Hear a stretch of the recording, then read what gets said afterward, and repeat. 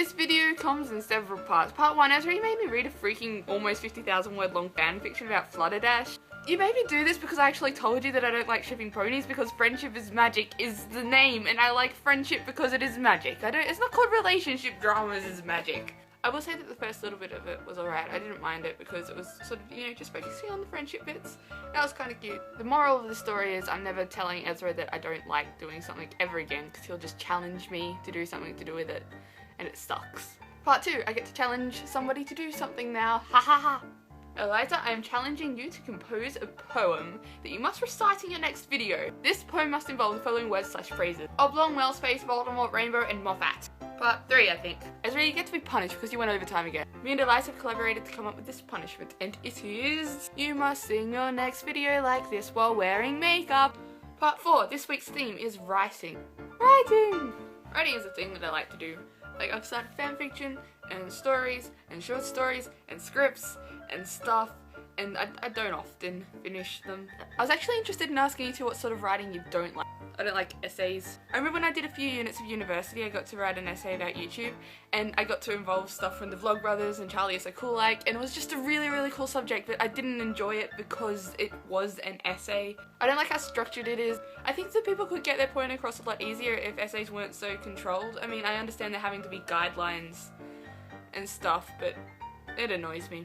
This month I am doing NaNoWriMo/Remo/Rhino. Ah!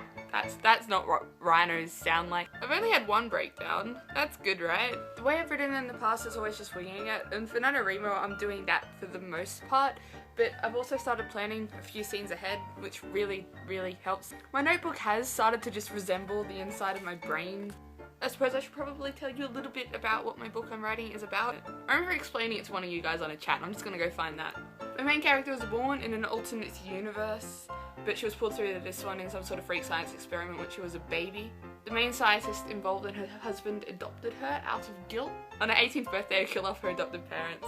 And after a while, she decides to go with her new friend Fabian to find her grandmother, who still lives in the town where the experiment thing took place. And then stuff that I haven't thought of happens, and then it ends. Yeah. We were all thinking about just reading out a bit of our writing this week. All of my other writing, which is probably better, is on my other computer that's broken. So I'm going to have to read you something from my NaNoWriMo novel. I apologise in advance. If it wasn't for Fabian, I'd probably be in some sort of mental institution right now. It could still happen, I guess, but at least it's been prevented thus far. But that's what friends are for, right? Bros keep bros from being locked up in padded cells. I don't even know why I decided to write any of this down. Maybe because it'll be proof, to myself at least, when I'm old and forgetful of where I came from. And I don't just mean geography-wise, though that is a part of it. When I am old, I'll be a different person. Hell, every day I'm a slightly different person, because people are made up of events. They're also made up of other people, I think, which is quite sad to me because I've never really liked the idea of being very influenced by others or overly dependent on them. Anyway, I guess what I'm trying to say is that when I'm older, there's every possibility I'll be made up of different events and different people. But I want the things I'm going to relay here to stay with me forever. Also, I really don't want old me to forget about the freaking badass adventure we had, so here it is.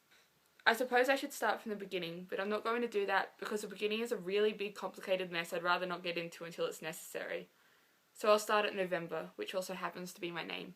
I really look forward to hearing what you guys think about writing and hopefully hearing some of your stuff. Eliza, I will see you on Friday, and Ezra, I will see your wonderful singing and made up face on Sunday.